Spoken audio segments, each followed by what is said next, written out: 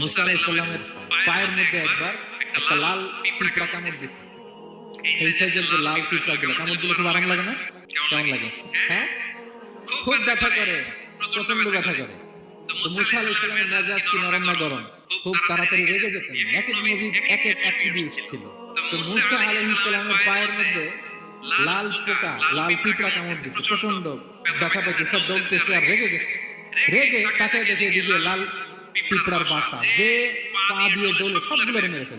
তো ঘটনাটা ছিল মুসা আলাইহিস সালাম আল্লাহকে জিজ্ঞেস করছিলেন, এই ঘটনাটা আল্লাহ কেন ঘটালেন? আল্লাহকে জিজ্ঞেস করছিলেন, আল্লাহ আযাব যখন কোন এলাকায় পাঠান তখন তো শুধু জালিমরাই মরে না, ভালো লোকগুলো তো মারা যায়। তো এই আযাবে ভালো লোকগুলো কেন মরে? আল্লাহ উত্তর দেন এই ঘটনাটা। পিঁপড়া যখন কামড় দিছে রেগে সবগুলো মেরে ফেলছে। আল্লাহ বলে, মুসা কামড় দিছিল কয়টা? আল্লাহ একটা। তো ওগুলোর মারলা। অ্যাকশনে যখন যায়, এত কিছু দেখে অ্যাকশন নেওয়া যায়